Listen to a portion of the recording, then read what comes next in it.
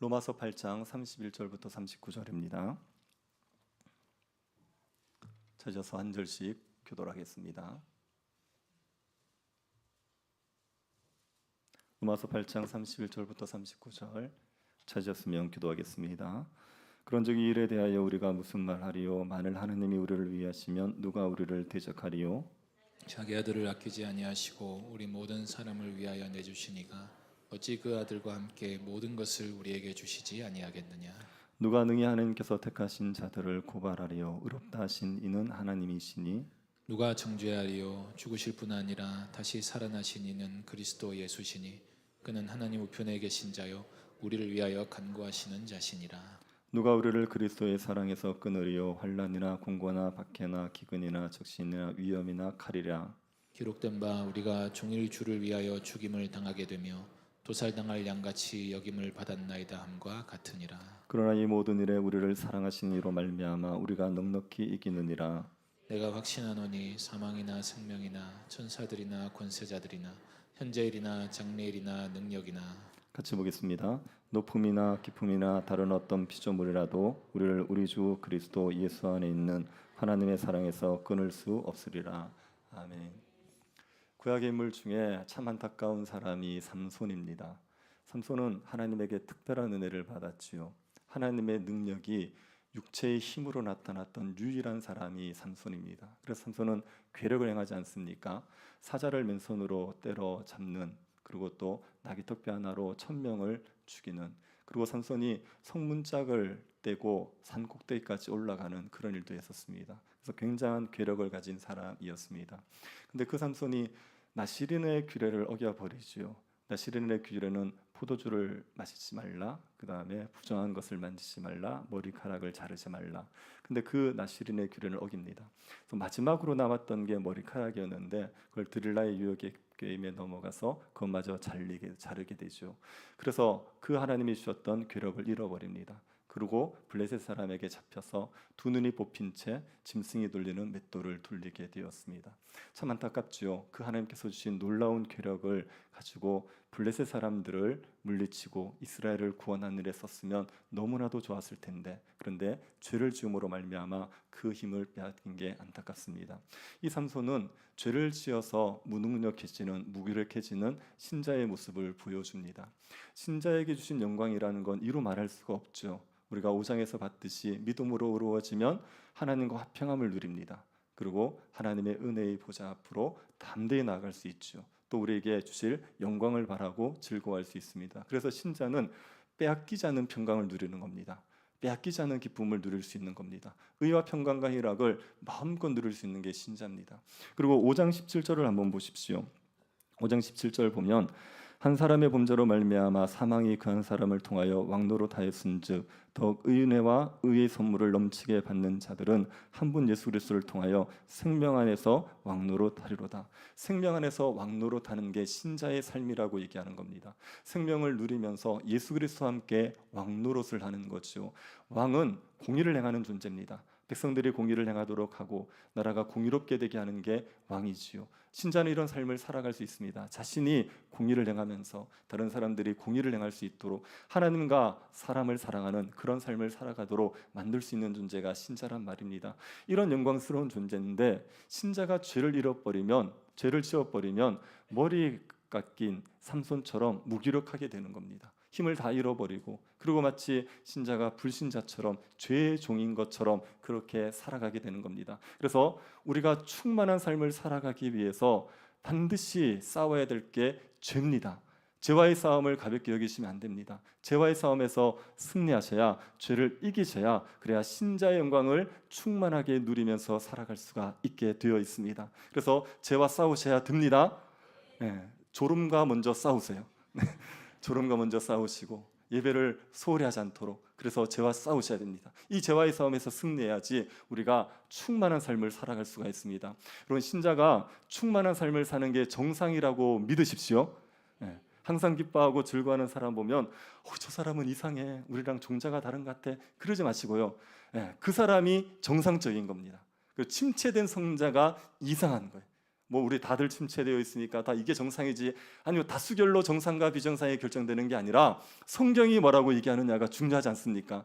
성경은 신자가 항상 기뻐할 수 있다, 성자는 항상 평강을 누릴 수 있다, 이렇게 얘기합니다. 이렇게 살아가는 게 정상적인 삶의 모습입니다. 이걸 위해서는 우리가 죄와의 싸움에서 승리해야 되는 겁니다.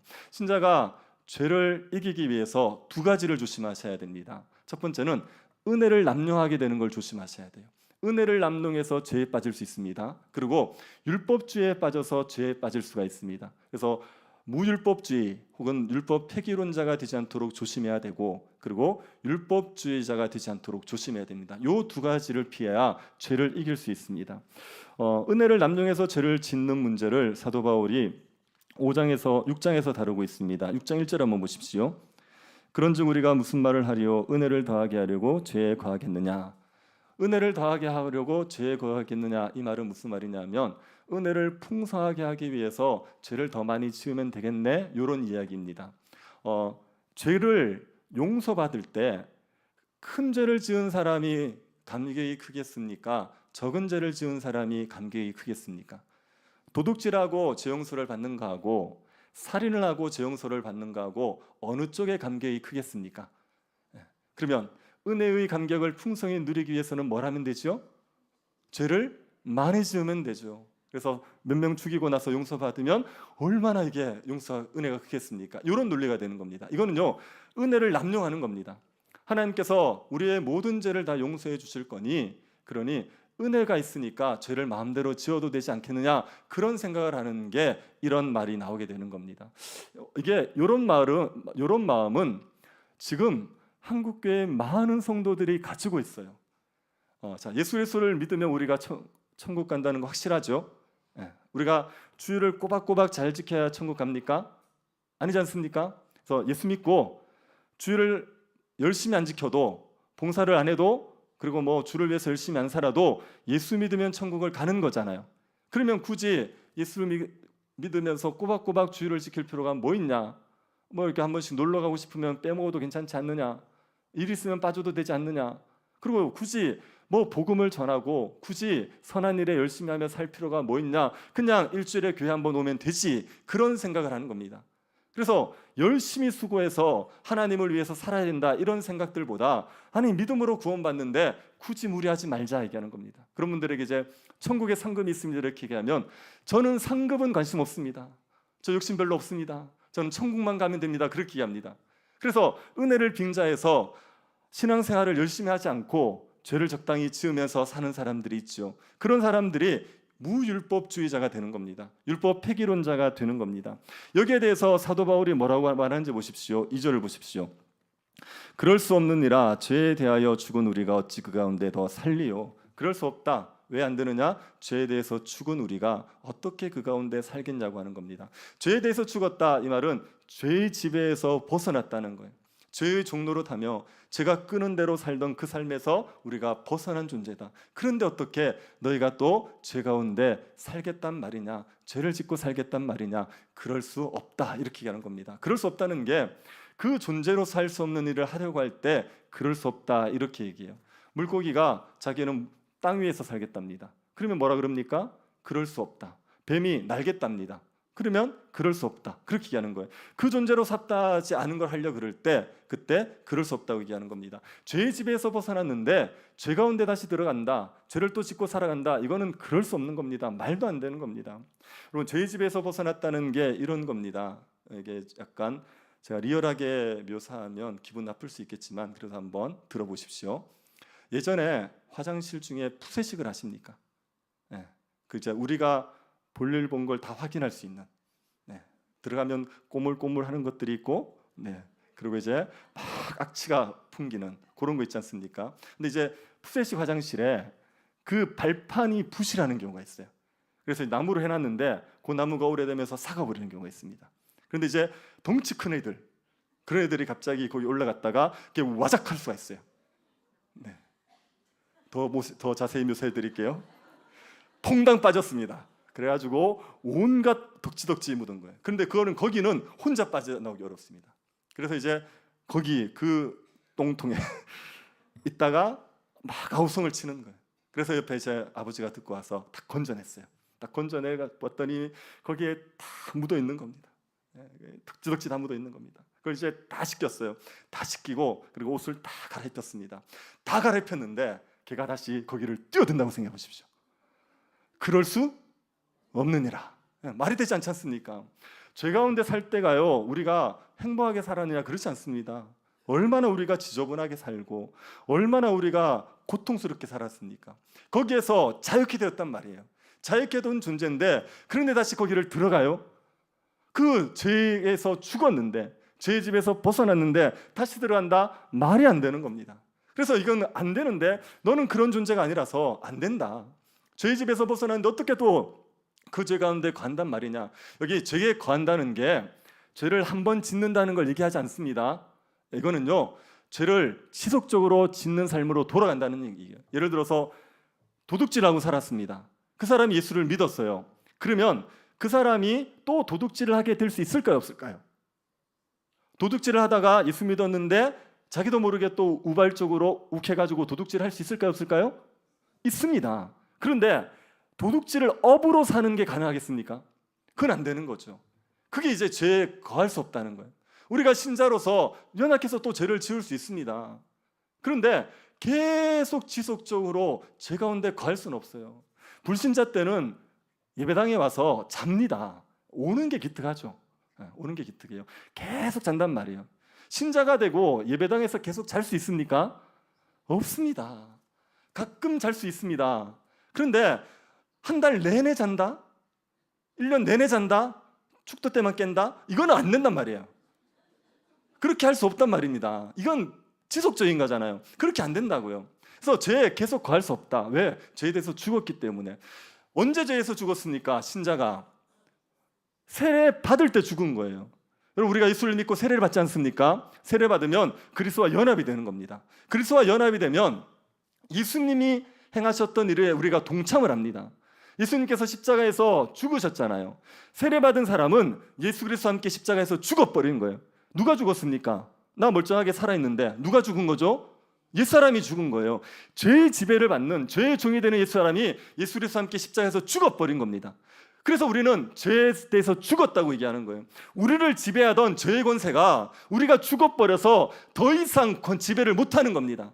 그래서 신자는 죄에 대해서 자유케 된 존재가 되었죠. 그러니 죄 가운데 거하면서 살아갈 수 없다는 얘기입니다. 신자가 되었는데 나는 계속 죄를 짓고 산다. 그 사람은 신자가 아닙니다. 죄 가운데 거할 수가 없기 때문에 지속적으로 죄를 짓고 살면 예수 그리스도와 죽은 적이 없는 거예요. 예수 그리스도와 죽은 자들을, 옛사람이 죽은 자들은 다시 죄 가운데 거하지를 않습니다. 그리고 예수 그리스도와 함께 죽은 자들은 예수님이 살아날 때 다시 같이 살아나죠. 그래서 죄에 대해서는 죽었어요. 그 다음에 예수님이 부활하실 때 하나님에 대해서 사셨는데 신자들도 하나님에 대해서 사는 자가 된 거죠. 예수 그리스도의 부활에 함께 동참함으로 말미암아 더 이상 죄를 위해 살지 않고 하나님을 위해서 사는 존재가 된 게 신자의 정체성입니다. 그래서 6장 11절을 보십시오. 같이 한번 읽어봅시다. 6장 11절 같이 읽겠습니다. 이와 같이 대하여는 죽은 자요 그리스도 예수 안에서 하나님께 대하여는 살아있는 자로 여길지어다. 여러분, 이거는 필히 배우시기 바랍니다. 죄에 대해서는 죽은 자고 하나님에 대해서는 산 자다. 이게 신자의 정체성이에요. 그렇기 때문에 신자는 죄를 위해서 살지 않고 하나님을 위해서 살아갈 수밖에 없습니다. 신자가 죄를 위해서 살아가지 않습니까? 하나님을 위해서 살아야 될 신자가 죄를 위해서 살면 이게 불신자가 죄를 위해서 사는 것보다 더 괴로워요. 불신자는 그 자체가 죄의 종이에요. 그러니까 죄를 짓고 살아가는데 이 사람은 크게 양심의 가책이 없을 수 있어요. 근데 신자는 죄의 종이 아니라 죄에 대해서 죽고 하나님에 대해서 산 자이기 때문에 죄를 지으면 신자는 훨씬 괴롭습니다. 그래서 불신자들보다도 신자들이 죄를 짓고 사는 삶이 더 고통스럽고 괴롭게 되어 있어요. 우리는 그렇게 살 수 없는 존재가 되었기 때문에 죄를 지으면서 살아가면 안 됩니다. 살아갈 수가 없는 존재가 된 겁니다. 여러분, 우리가 이런 존재라는 것을 잊어버리지 마십시오. 그러고 나서 죄와 싸우셔야 됩니다. 뭘 하셔야 되냐면 우선 다시 제가 지금 이게 몸이 되게 피곤해요. 그래서 교회도 조퇴 제도가 있으면 제가 조퇴하고 싶습니다.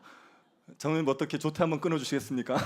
네, 이게 제가 몸이 지금 되게 피곤해요. 그래서 지금 정신이 없는데, 하여튼 신자는 죄에 대해서 죽고 하나님에 대해서 산 자다. 요거 하나 기억하시고, 그 다음에 또 하나지 신자가 기억해야 될 정체성이 17, 18절입니다. 6장 17, 18절 보십시오.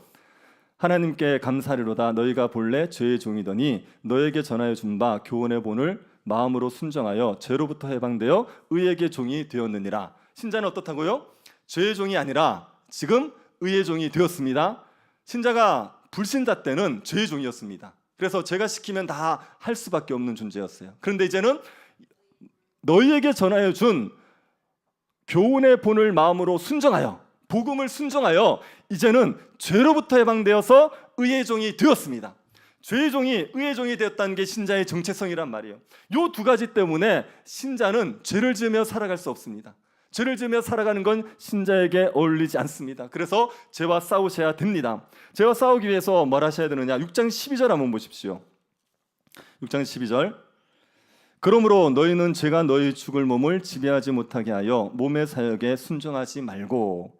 우리가 죄와 싸우기 위해서 소극적으로 해야 될 것은 몸의 사역에 순종하지 않는 거예요. 우리가 죄를 짓고 싶은 마음이 딱 일어났을 때 그때 순종하지를 않는 겁니다. 예배를 드리기 싫어서 예배를 빠지고 싶은 마음이 싹 일어날 때가 있어요. 아주 어린 신자들, 이제 초신자들 그럴 수 있어요. 그런 마음이 싹 일어날 때 어떻게 됩니까? 거기에 순종을 하지 않는 거예요. 누가 미워가지고 욕을 하고 싶고 원망을 하고 싶은 마음이 쫙 일어날 때가 있어요. 그때 순종하지를 않는 겁니다. 그때 노라고 얘기하셔야 돼요. 신자가 몸의 사역에 순종하지 않을 자유가 있을까요, 없을까요? 이거 있습니다. 불신자는 없어요. 불신자는 몸의 사역이 일어나면 그러면 노라는 얘기를 못합니다. 그런데 신자는 노라고 얘기할 수 있어요. 이 자유함이 있어요. 그래서 노라고 얘기하십시오. 그리고 13절 보십시오. 또한 너희 지체를 불의의 무기로 죄에게 내주지 말고 오직 너희 자신을 죽은 자 가운데서 다시 살아난 자 같이 하나님께 드리며 너희 지체를 의의 무기로 하나님께 드리라. 죄의 무기로 불의의 무기로 내어주지 않는 겁니다. 몸의 사역에 순종해버리면 우리 몸을 불의의 무기로 내어주는 거예요. 우리의 입을 다른 사람을 욕하는 데 써버리면 그러면 불의의 무기로 우리 혀를 쓰는 겁니다. 우리의 손으로 다른 사람을 해코지 하는 데 쓰면 우리의 손을 불의의 무기로 내어주는 겁니다. 이거 하지 말고 뭐 하는 겁니까? 의의 무기로 우리 자신을 내어줘야 되는 거예요. 그래서 우리의 몸을 가지고 자꾸만 의를 행하는 데 쓰시면 그러면 죄를 짓지 않는 삶을 자동적으로 살아가게 되는 거죠. 한 입으로 우리가 찬양하면서 다른 사람을 욕할 수 있습니까? 이거 안 되는 겁니다. 이 손으로 다른 사람을 구제하면서 다른 사람을 해코지 할 수 있습니까? 이게 안 되는 거예요. 우리는 이 지체 가지고 한 가지밖에 못합니다. 여자들 자꾸 나는 멀티플레이어다 그러지 마십시오. 한 가지밖에 안 되는 거예요. 이걸로 불의를 행하면 그냥 불의의 무기로 쓰는 거고 이걸로 의를 행하면 의의 무기로 쓰는 겁니다. 그래서 죄를 안 지으려고 애쓰지 마시고 의를 행하기 위해서 적극적으로 노력하면서 살아가시면 자동적으로 죄를 안 짓게 되어 있습니다. 이게 이 방법이 우리가 거룩하게 살아가는 데 중요한 방법입니다. 그래서 여러분 이걸 기억하십시오. 자꾸 할 일이 없으면 죄를 짓게 되어 있습니다. 집에 하루 종일 이렇게 일하고 집에 들어오지 않습니까? 그리고 쉬는 시간 있지 않습니까? 그 시간에 정말 이렇게 건전하게 쉴 수 있는 게 없으면 그러면 자꾸 이상하게 쉬게 돼 있습니다. 그냥 폰만 본다든지 영상만 본다든지 그렇게 될 수 있어요. 그럴 때 다른 할 일, 정말 건전하게 쉴 수 있는 운동을 한다든지 그런 방법들을 만들어내시는 게 나쁜 짓을 하지 않을 수 있는, 우리가 헛된 짓을 하지 않을 수 있는 방법인 겁니다. 그래서 부지런히 의를 행하는데 힘쓰시는 게 죄를 짓지 않고 살아갈 수 있는 효과적인 유익한 방법입니다. 다윗이 언제 밧세바를 범했지요? 전쟁에 나가야 되는데 그때 전쟁에 안 나가고 쉬었지 않습니까? 그러면서 밧세바를 범한 거 아닙니까? 할 일이 있는데, 해야 될 일이 있는데 안 하니까, 그러니까 하지 말아야 될 일 하는 거예요. 그러니까 우리가 우리 자신을 의의 무기로 부지런히 내어 주십시오. 우리가 하나님의 율법에 따라 살지 않아도 하나님께서 우리를 완전 의롭다고 받으셨다고 인정하더라도 우리는 하나님을 사랑하는 마음에 율법을 지키면서 살아가는 겁니다. 자꾸 불법을 선택하지 마시고 자꾸 의를 행하며 살아가셔야 됩니다. 만약에 우리가 불법을 자꾸 저지르지 않습니까? 그거 발전하게 되어 있습니다. 19절 보십시오. 너희 육신이 연약함으로 내가 사람의 예대로 말하노니 전에 너희가 너희 지체를 부정과 불법에 내주어 불법에 이른 것 같이 이제는 너희 지체를 의에게 종으로 내주어 거룩함에 이르라. 예수 믿기 전에 우리는 불법에 우리 자신을 내어줬어요. 그래서 점점 불법으로 나아갔죠. 불법은 처음에 시작할 때 그 자리에서 멈춰 있지 않습니다. 점점 발전하게 되어 있습니다. 바늘 도둑이 소도둑 되는 거예요. 처음에 불법을 용납하니까 그게 점점 커져서 더 큰 불법으로 나아가게 되는 겁니다. 신자가 타락할 때도 이 원리가 그대로 적용됩니다. 처음부터 신자가 큰 죄악을 짓지 않아요. 처음에 작은 것부터 시작해요. 그러다가 점점 발전하게 되는 겁니다. 예배를 빠지시는 분들 보면 처음에는 늦기부터 시작해요. 교회 예배를 약간 늦습니다. 5분 정도 늦어요. 그래도 이제 그것도 반복되지 않습니까? 10분 정도는 우습습니다. 그 다음에 더 반복되지 않습니까? 축도 전에만 들으면 돼요. 도장만 찍으면 돼요. 예. 그러다가 이제 한 번을 빠져요. 한 번을 빠지고 나면 두 번 빠지기가 쉬워요. 그래서 두 번 빠지고 나면 그러면 계속 자꾸 빠지는 겁니다. 그러다가 어떻게 되냐면 나오는 게 어려워져요. 나는 교회를 가야 됐다는 생각이 머리에 있어요. 근데 못 나옵니다. 못 나오고 계속 빠져버리는 겁니다. 이게 불법이 점점 발전되어서 더 큰 불법으로 나아가게 되는 겁니다. 그러다가 자꾸 타락해서 마치 불신자처럼 되어버리는 겁니다. 반면에 거룩도 발전하게 되어 있습니다. 너희 지체를 의의 종으로 내어주어 거룩함에 이르라 그랬어요. 그래서 우리가 한번 의를 행하게 되면 그 다음에 의를 행하기가 더 쉬워집니다. 그래서 또 의를 행하고 그러면 더 큰 의를 행하면서 점점 거룩으로 나아가게 되는 거예요. 예배를 꾸준하게 드리는 사람들은요, 예배 때 빠지는 사람들이 이해가 안 됩니다. 왜 예배를 빠지지? 그렇게 생각되는 거예요. 주를 위해서 꾸준하게 사는 사람들은요, 자기를 위해서 사는 사람들이 이해가 안 됩니다. 어떻게 저런 삶을 살까? 저렇게 정말 낙이 없는 삶을 살까 하는 생각이 드는 거예요. 자꾸만 의를 행하게 되면 점점 거룩으로 나아가게 되어 있습니다. 그래서 여러분, 불법을 지으면서 불법으로 나아가지 마시고 의를 행하면서 점점 거룩으로 나아가시는 삶을 살아가십시오. 그래서 점점 거룩해져야 됩니다. 어디까지요? 예수 그리스도를 닮은 때까지, 그분의 모습을 닮을 때까지 점점 거룩으로 나아가야 됩니다. 그러기 위해서 은혜를 남용하지 마십시오. 우리가 죄에 대해서 죽고 하나님에 대해서 산 자이기 때문에 우리는 율법을 지키고 살아가야 된다. 하나님의 법대로 살아가야 된다. 이걸 생각하시고 부지런히 말씀에 순종하시기 바랍니다. 그리고 율법주의자가 되지 않도록 조심하셔야 됩니다. 7장에 보면 내적인 갈등으로 힘들어하는 신자의 모습이 나옵니다. 15절 한번 보십시오. 15절. 내가 행하는 것을 내가 알지 못하노니 곧 내가 원하는 것을 행하지 아니하고 도리어 미워하는 것을 행함이라. 이 사람은 원하는 것을 하지 못합니다. 그리고 원치 않는, 미워하는 것을 행하는 것이요. 이 사람의 원함은 무엇이겠습니까? 율법을 지키는 겁니다. 그런데 원치 않는 건요, 악을 행하는 거예요. 율법을 지키는 걸 원하는데 그걸 못하는 겁니다. 그리고 율법을 안 지키는 악을 자꾸만 범하고 있는 거예요. 여러분, 이 사람이 신자입니까? 불신자입니까? 요거 저게 불신자라고 보시는 분도 있는데 이건 신자의 모습이죠. 왜요? 이거 우리가 경험하는 거 아닙니까? 우리도 원하는 바 선은 못하고 원치 않는 걸 자꾸 행할 때가 많지 않습니까? 아침에 딱 일어나면 여러분은 제일 먼저 뭘 하고 싶으십니까? 뉴스를 보시고 싶습니까? 주식을 확인하고 싶습니까? 제일 먼저 일어나면 뭘 하고 싶죠? 성경을 펴고. 아니죠. 그런 원함이 없나요?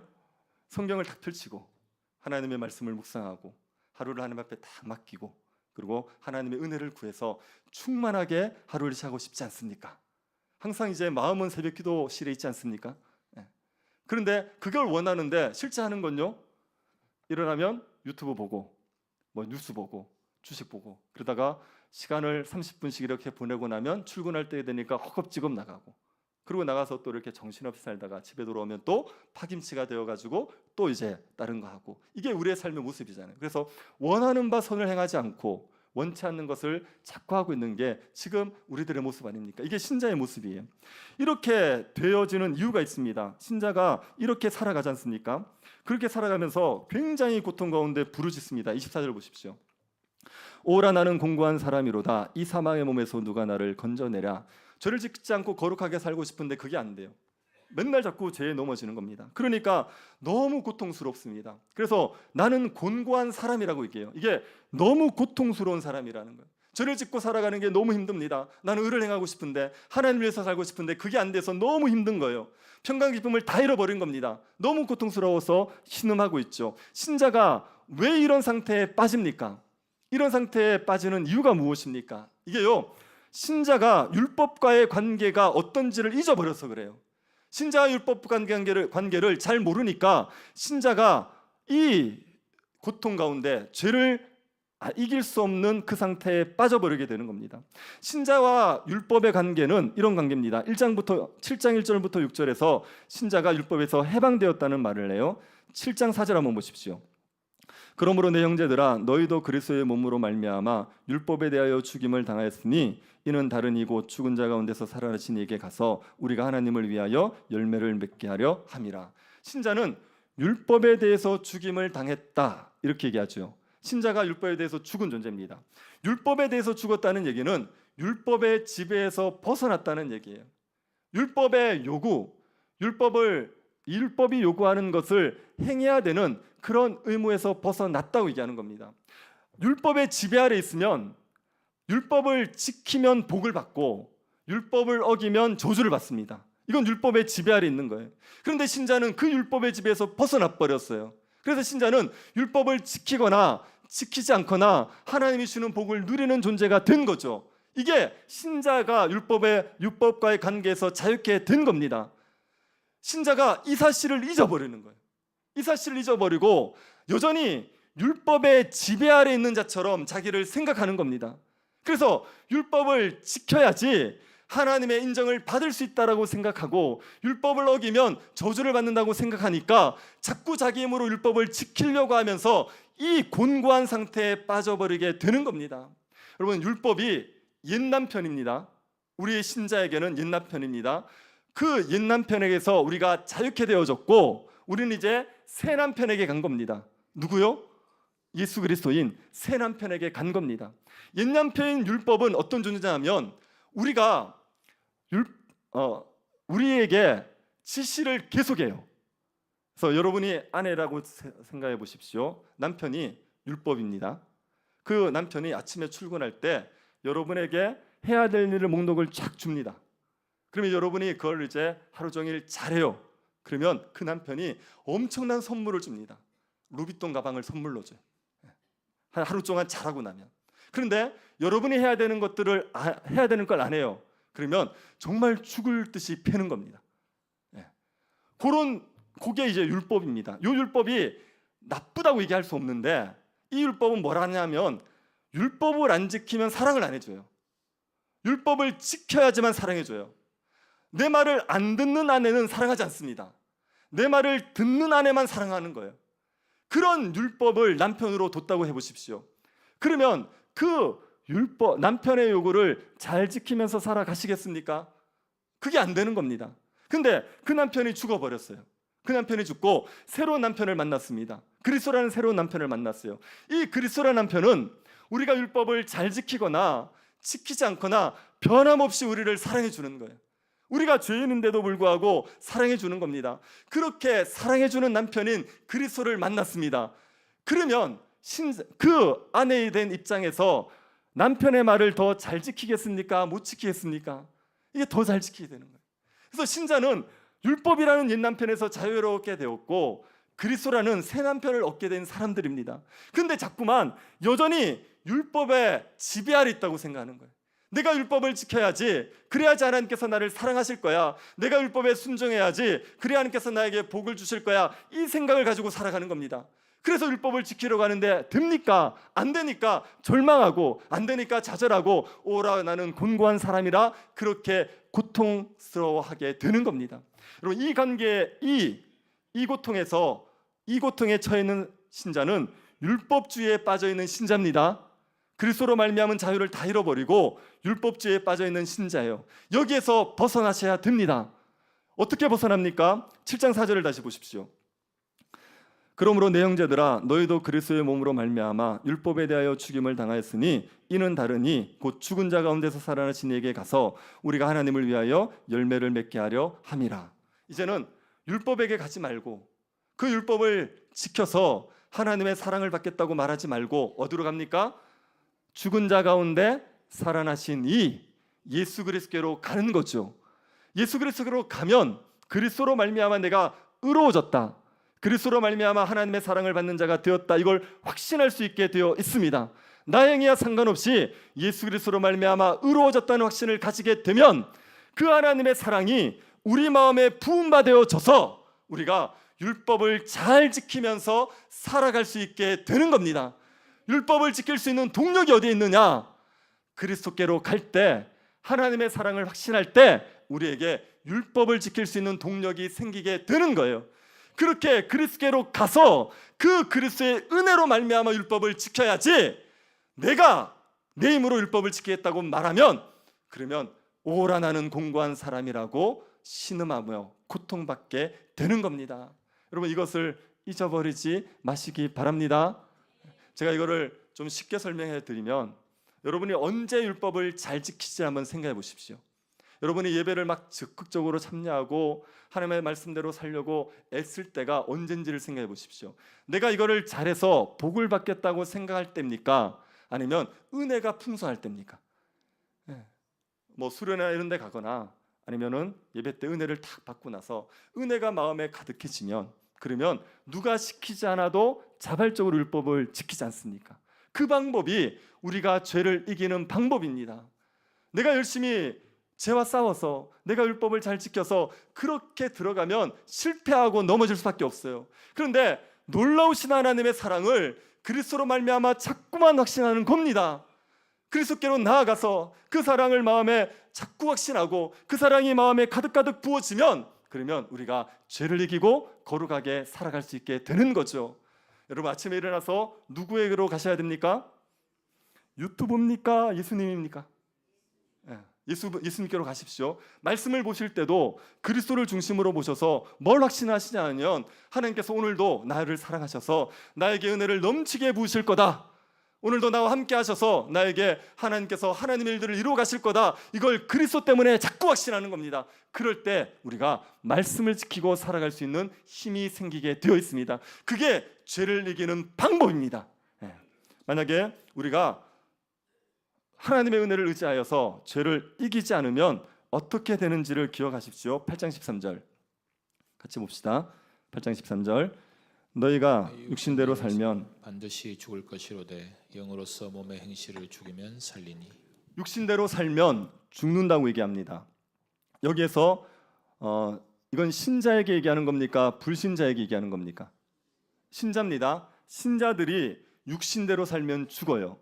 신자가 죄를 짓는다고 해서 신자의 영이 죽는 법은 없습니다. 그런데 신자가 죄를 지으면 영이 죽은 자처럼 살아요. 그래서 불신자처럼 살아요. 죄가 우리를 죽이게 되어 있습니다. 그래서 영으로서, 성령으로서 몸의 행실을 죽이면 사는 거예요. 성령을 의지해서 죄를 이기면 신자는 신자답게 사는 거고, 신자가 죄를 이기지 못하면, 죄를 지으면, 그러면 신자는 영이 죽어버려서 그래서 불신자처럼 살아가게 되는 겁니다. 이거 기억하시고 영으로서 죄를 이기십시오. 성령으로 죄를 이기고 죄를 짓지 않고 살아가십시오. 신자는 우리에게 성령이 계시기 때문에 죄와 사망의 법에서 해방된 자들입니다. 생명의 성령의 법으로 말미암아 죄의 사망에서 신자들은 해방됐어요. 그리고 우리는 성령을 따라 살아갈 수가 있습니다. 우리에게 성령이 계시기 때문에 성령을 따라 살아요. 그리고 성령으로 말미암아 우리는 영광스러운 부활의 영광, 영화에 반드시 이르게 되어 있습니다. 8장 11절 한번 보십시오. 예수를 죽은 자 가운데 살리신 이의 영이 너희 안에 거하시면 그리스도 예수를 죽은 자 가운데서 살리신 이가 너희 안에 거하시는 그 영으로 말미암아 너희 죽을 몸도 살리시리라. 예수를 죽은 자 가운데 살리시는 이의 영, 성령이 우리 안에 거하시지 않습니까? 그러면 우리의 영을 먼저 살리세요. 그리고 그 성령이 우리 안에 거하시면 우리가 우리의 죽을 몸, 이 죽을 몸도 다시 살려주시는 겁니다.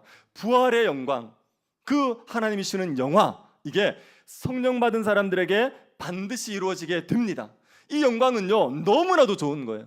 이게 너무나도 좋은 거라서 현재의 고난과 비교할 수 없을 정도로, 장차 주어질 영광을 생각하면 현재의 고난이 아무것도 아니라고 할 정도로 이건 영광스러운 겁니다. 18절 20절을 보십시오. 8장 생각건대 현재의 고난은 장차 우리에게 나타날 영광과 비교할 수 없도다. 피조물이 고대하는 바는 하나님의 아들들이 나타나는 것이니 피조물이 허무한데 굴복하는 것은 자기 뜻이 아니요 오직 굴복하게 하시는 이로 말미암음이라. 현재의 고난은 장차 우리에게 나타날 영광과 비교할 수 없죠. 지금 겪고 있는 고난과 장차 영광을 비교하면 이 고난은 정말 아무것도 아니라고 할 정도로 영광스럽습니다. 이게 얼마나 영광스러우면 피조물들이 그 영광이 나타나기를 고대하는 겁니다. 그래서 19절 보시면 피조물이 고대하는 바는 이 피조 세계가 고대하는 바가 있습니다. 하나님의 아들들이 나타나는 걸 고대하는 거예요. 하나님의 아들들이 나타나는 건 신자가 부활하는 영광을 말하는 겁니다. 새하늘과 새 땅, 이걸 고대합니다. 왜요? 그게 너무나도 좋다는 걸 알기 때문에 그 피조 세계가 그 영광을 고대하고 있는 겁니다.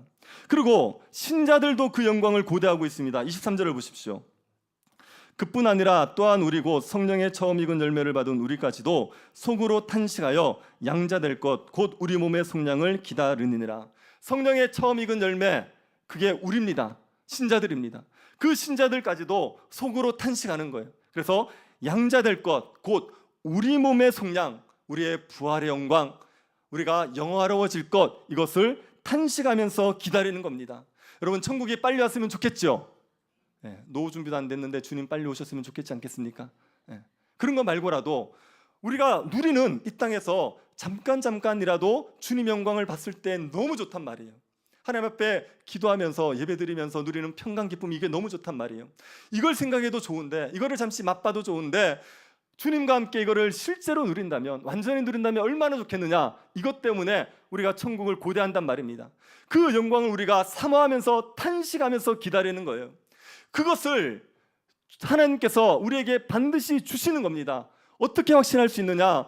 우리를 위해서 기도하시는 성령 때문에. 26절을 보십시오. 8장 26절. 이와 같이 성령도 우리 연약함을 도우시나니 우리는 마땅히 기도할 바를 알지 못하나 오직 성령이 말할 수 없는 탄식으로 우리를 위하여 친히 간구하시느니라. 성령이 우리를 위해서 탄식하면서 기도하시는 겁니다. 뭘 위해서 기도하시겠습니까? 우리의 삶에 일상의 삶을 위해서도 성령께서 기도하십니다. 그런데 우리가 영화로워지도록, 우리가 그 부활의 몸의 영광을 누리도록, 우리가 영광을, 하나님 나라의 영광을 누리게 하기 위해서 성령이 우리를 위해서 기도하시는 거예요. 성령은 하나님의 뜻대로 간구하시는 분 아닙니까? 그러면 이 성령의 기도가 반드시 응답되지 않겠습니까? 성령이 우리에게 계시고 그 성령이 우리를 위해서 탄식하며 기도하고 계시기 때문에 우리가 영화로워지는 것은 반드시 이루어지게 되어 있습니다. 우리가 영화로워지는 걸 어떤 것도 못 막습니다. 우리의 영화를 방해할 수 있는 세 가지가 있습니다. 원수들이, 대적들이 있고, 죄가 있고, 고난이 있어요. 그런데 그 대적들도, 그 죄도, 그 고난도 우리가 영화로워지는 걸 막을 수가 없죠. 대적들이 우리가 영화로워지는 걸 막을 수 없습니다. 왜 그렇습니까? 31절 보십시오. 그런 적이 일에 대하여 우리가 무슨 말 하리요? 만일 하나님이 우리를 위하시면 누가 우리를 대적하리요? 우리의 대적이라고 얘기하는 것은 사탄, 세상, 정욕입니다. 이게 우리의 대적이에요. 이게 끊임없이 우리가 영화로워지는 것을 막을 겁니다. 그런데 누가 우리를 위하고 계시느냐 하면 하나님이 우리를 위하고 계시는 겁니다. 그 하나님이 우리를 위해서 싸우고 계시는데 대적들이 우리가 영화로워지는 것을 막을 수 있겠습니까? 하나님은 우리를 위해서 무엇을 아끼지 않으셨죠? 32절을 보십시오. 자기 아들을 아끼지 아니하시고 우리 모든 사람을 위해서 내주시니가 어찌 그 아들과 함께 모든 것을 우리에게 주시지 아니하겠느냐. 하나님 우리를 위해서 아들을 아끼지 않았습니다. 그 하나님이 대적들과의 싸움에 필요한 것 무엇을 아끼시겠습니까? 아무리 대적들이 강하고 아무리 대적들이 우리에게 맹렬하게 공격하더라도 하나님께서 우리를 위해서 싸우실 것이고 우리를 위해서 필요한 모든 것들을 공급하시기 때문에 대적들이 우리가 영화로워지는 것을 막을 수가 없습니다. 그러면 우리의 죄는 우리가 영화로워지는 걸 막습니까? 죄도 우리가 영화로워지는 걸 못 막습니다. 33절을 보십시오. 누가 능히 하나님께서 택하신 자들을 고발하려 의롭다 하시는 이는 하나님이시니. 고발한다는 말은 죄를 지적하고 죄인이라고 공격하는 겁니다. 우리가 죄를 지으면 고발을 할 겁니다. 그런데 그 고발이 아무 소용이 없습니다. 왜요? 우리를 의롭다 하신 분이 하나님이에요. 하나님의 최종 법정에서 하나님 우리를 의롭다 하셨습니다. 우리가 예수를 믿을 때 하나님의 법정에서 우리가 의롭다는 인정을 받은 거예요. 그러니 우리가 예수 믿고 죄를 짓는다고 해도 그 누구도 우리를 고발할 수가 없지요. 누가 우리가 죄를 지었다고 정죄하겠습니까? 하나님 보좌 우편에서 우리를 위해서 중보기도 하시는 분이 계십니다. 예수 그리스도께서 우리를 위해서 중보기도 하시는 거예요. 우리가 죄를 지으면 예수 그리스도께서 그 십자가의 공로를 의지하여서 하나님 앞에 간구하시는 거죠. 그러니까 그 누구도 우리를 정죄할 수가 없는 겁니다. 우리의 죄 때문에 우리가 영화로워지는데 실패하는 법이 없단 말입니다. 그러면 고난은요? 고난이 오면 그 고난이 우리를 믿음에서 떨어뜨리게 만듭니까? 우리 35절을 보십시오. 누가 우리를 그리스도의 사랑에서 끊으리요? 환난이나 곤고나 박해나 기근이나 적신이나 위험이나 칼이라. 무엇이 우리를 그리스도의 사랑에서 끊겠습니까? 우리 삶에 환난이 오면, 우리에게 육체적인 아주 정말 고통스러운 일이 막 닥치면, 그러면 우리가 그리스도를 부인하겠습니까? 우리에게 곤고가 오면, 정신적인 고통이 오면, 그러면 우리가 그리스도를 부인하겠습니까? 박해가 오면, 우리가 굶주리면, 우리가 벌거벗으면, 우리가 위협을 당하면, 우리가 칼에 죽임을 당하겠다고 말하면, 그러면 그리스도를 부인하겠습니까? 여러분에게 누가 여러분의 목에 칼을 대고 예수 그리스도를 믿으면 죽인다고 얘기할 때 여러분은 예수를 믿겠다고 얘기하겠습니까? 아니면 부인하고 살겠습니까? 우리는 그럴 자신이 없죠. 그런데 우리를 사랑하시는 하나님이 우리에게 사랑을 부으실 거예요. 그래서 그 목숨을 잃을 수 있는 상황이 되어도 그리스도의 사랑이 우리에게 부은 바 되어지는 겁니다. 그렇기 때문에 우리는 고난을 이겨내게 되어 있습니다. 우리가 그리스도를 붙들고 있는 게 아니에요. 그리스도께서 우리를 붙들고 계시는 겁니다. 우리를 사랑하시는 그분으로 말미암아 우리는 고난이 와도 결국은 끝까지 믿음을 지키고 그리스도가 주시는 영광을 누리게 되어 있습니다. 신자, 참된 신자는요, 베드로처럼 부인하는 일을 할 수가 있겠죠. 또 돌아섭니다. 돌아서서 결국은 예수 그리스도를 끝까지 붙들고 어떤 고난이 와도 그래도 끝까지 믿음을 지키면서 영광에 이르게 되어 있습니다. 여러분, 이걸 믿으시기를 바랍니다. 그래서 우리가 확신할 수 있는 게 8장 38절 39절입니다. 같이 읽어봅시다. 8장 38절 39절. 내가 확신하노니 사망이나 생명이나 천사들이나 권세자들이나 현재일이나 장래일이나 능력이나 높음이나 깊음이나 다른 어떤 피조물이라도 우리를 우리 주 그리스도 예수 안에 있는 하나님의 사랑에서 끊을 수 없으리라. 이것 때문에 우리의 영화로워지는 것은 확신한 겁니다. 사도가 왜 이 확신을 자꾸 주겠습니까? 즐거워하시라고요. 기뻐하시라고요. 우리에게 예수 그리스도께서 성령을 부으셨다면 우리는 반드시 영화로워지니까 그 영화 때문에 고난이 있더라도 기뻐하시라고요. 고난이 있더라도 즐거워하시라고요. 우리에게 현재의 고난과 비교할 수 없는 영광이 약속되어 있고 이게 반드시 우리에게 주어질 거기 때문에 기쁨을 빼앗기지 말라고 이 말을, 이 진리를 우리에게 들려주는 겁니다. 여러분, 그리스도가 우리에게 주실 영광이 확실하다고 믿읍시다. 그 어떤 것도 빼앗지 못한다는 것을 믿으시고 이것 때문에서 기쁨을 누리면서 살아가십시오. 또 한 주간을 살아가시면 여러분의 기쁨을 빼앗을 것들이 여러분에게 분명히 있을 겁니다. 직장에 가면 그 이상한 상사가 여러분을 괴롭히게 될 겁니다. 그 이상한 동료를 또 만나게 될 겁니다. 여러분에게 과중한 일들이 여러분에게 밀려오게 될 겁니다. 그럴 때 뭐를 바라보시냐면 예수 그리스도를 바라보시고 그 영광을 바라보셔서 그 영광 때문에 이 즐거움이 빼앗기지 않는 이 신자의 영광을 누리시기를 바랍니다. 그래서 죄와 싸우셔야 돼요. 여러분이 죄를 이기지 못하면 우리에게서 이 확신이 빼앗기는 겁니다. 이 확신이 사라지게 되는 겁니다. 그런데 우리가 거룩의 삶을 걸어가면, 우리가 말씀에 순종하고 살아가면 이 확신을 빼앗기지 않아서 우리의 삶에 고난이 오는데도 불구하고 하나님의 영광을 바라는 즐거움 때문에 고난을 이기면서 살아갈 수 있게 되어 있습니다. 죄와 싸워 이기시기를 바랍니다. 죄를 이길 수 있다고 믿으세요. 이렇게 소리를 질렀는데 못 믿겠습니까? 죄와 이길 수 있다는 걸 믿으세요. 우리는 그런 존재가 됐습니다. 우리가 그렇게 노력해서 만들어진 존재가 아니라 예수 그리스도가 우리를 그런 존재로 만들어내셨단 말입니다. 그 십자가의 보혈로 얼마든지 죄를 이길 수 있으니 죄와 싸워 이기셔서 이 확신을 잃어버리지 마시고 기쁨과 평강을 빼앗기지 않는, 그래서 고난이 있더라도 즐거워하고 주를 위해서 살아가는 주의 백성들이 될 수 있기를 간절히 바랍니다.